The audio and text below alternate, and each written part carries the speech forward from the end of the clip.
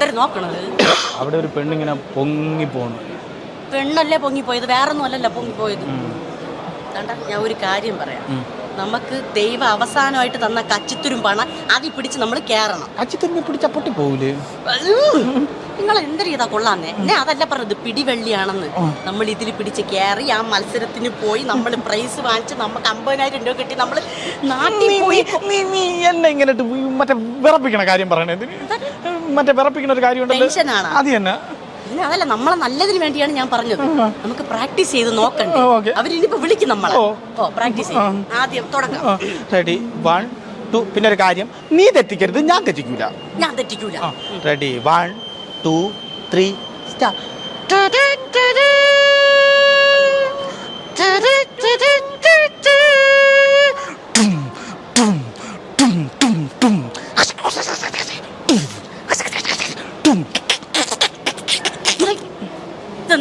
തൃശ്ശൂർ പൂരം. തൃശ്ശൂർ വരെ കേക്കണ്ട, നിങ്ങളെ കൊന്നുകളയും.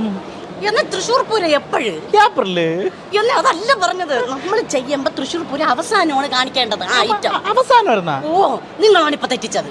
എന്റെ പൊന്നണ്ണ, നിങ്ങൾ തൃശ്ശൂർ പൂരമെങ്കിൽ തൃശ്ശൂർ പൂരം, അതെങ്കിലും മര്യാദയ്ക്ക് ഒന്ന് പ്രാക്ടീസ് ചെയ്യും. അവിടെ ചെന്ന് നടന്ന് പിഴുങ്ങാറ്. ഇങ്ങനെയാണോ ചെയ്യണത്? മര്യാദക്ക് ചെയ്യും. അങ്ങോട്ട് ഏതെങ്കിലും കൈ വെച്ച് ചെയ്യും. എന്ന് മര്യാദക്ക് ചെയ്യാം അങ്ങോട്ട്.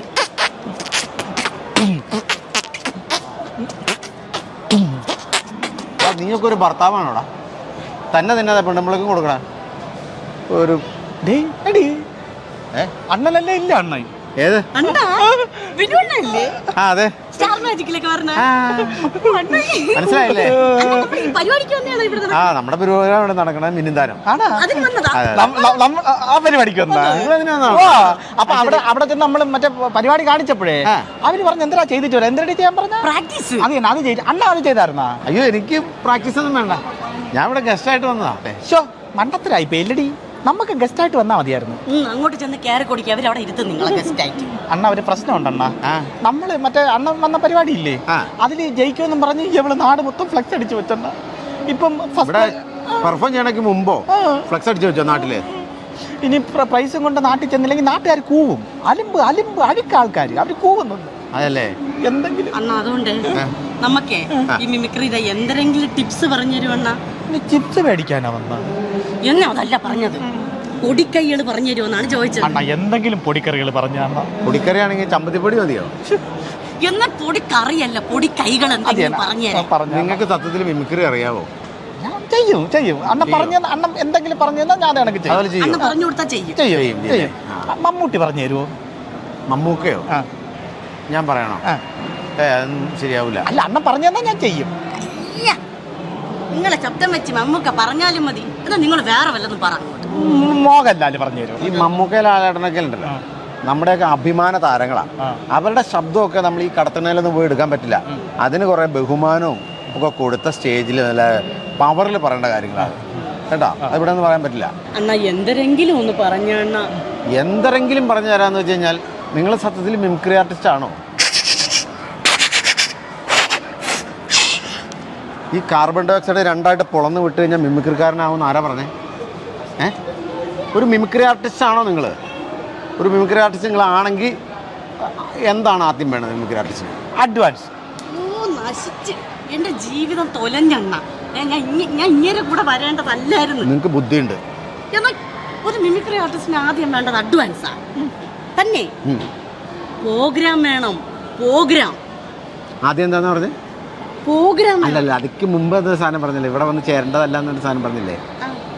കറക്റ്റാ. ദൈവം എത്തേണ്ടടുത്ത് തന്നെ നിങ്ങൾ എത്തിച്ചത്.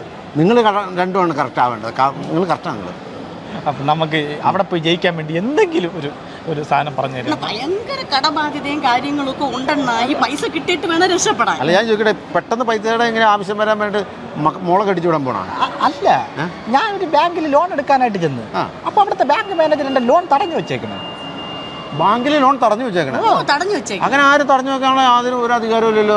അങ്ങനെ തടഞ്ഞു വെച്ചേക്കണം. എന്താണ് ഇതൊക്കെ? എന്തെങ്കിലും കാര്യം പേരുണ്ടാവില്ല. അവിടെ ചെന്നപ്പോ അങ്ങേര് പറഞ്ഞ് ലോൺ കിട്ടണമെങ്കിൽ ഈട് വെക്കണം.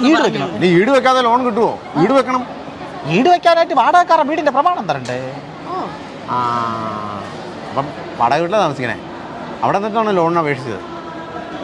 അടിപൊളി ലോൺ കിട്ടും. ലോണില്ലെങ്കിൽ എവിടെന്നെങ്കിലും കിട്ടും. ഞാൻ പൊക്കോട്ടെ എന്നാ.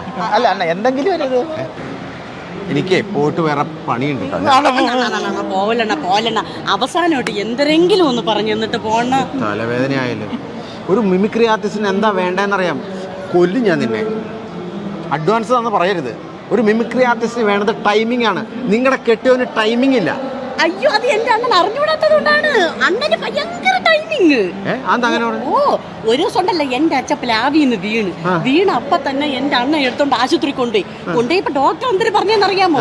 ടൈമിങ്ങിന് കൊണ്ടുവന്നത് കൊണ്ടാണ് എന്റെ അച്ഛൻ രക്ഷപ്പെട്ടതെന്ന്. അല്ല, അതെങ്ങനെ ഇത്ര ടൈമിങ്ങിന് ചെന്ന്? അത് വേറൊന്നുമല്ല, മഴയൊക്കെ പെയ്ത് പ്ലാവ് മൊത്തം വഴിക്കലായിട്ട് കിടക്കുമല്ലേ. എവളച്ഛൻ പ്ലാവിൽ കയറിയപ്പോഴേ ഞാൻ ഓട്ടോ വിളിച്ച്. അതാണ് ടൈമിങ്. എന്തെങ്കിലും ഒന്ന് പറഞ്ഞു നമുക്ക്. നിങ്ങളെ പ്രത്യേകിച്ച് ഒന്നും പഠിക്കാൻ നിൽക്കണ്ട. ഇപ്പൊ ഇവിടെ കാണിച്ചത് ഉണ്ടല്ലോ, അത് അങ്ങനെ തന്നെ സ്റ്റേജിൽ കാണിച്ചാൽ മതി. ഒന്നാം സ്ഥാനം നിങ്ങൾക്ക് ഉറപ്പാ. അതെ, നമ്മൾ ജയിക്കുവോ? ജയിക്കും. തള്ളേ നിങ്ങൾ പടക്കം. അത് നമ്മൾ പറയണല്ലേ. ദൈവമേ, ഉമ്മാരുടെ കൂടെ നിന്ന് എന്റെ ഭാഷ മാറിപ്പോയല്ലോ. എന്റെ പൊന്നടാവേ, ഹാവു തിരിച്ചു കിട്ടി. അണ്ണാ, അപ്പൊ നമ്മൾ ജയിക്കുവോ അണ്ണാ? തള്ളേ നമ്മളും പൊളക്കും.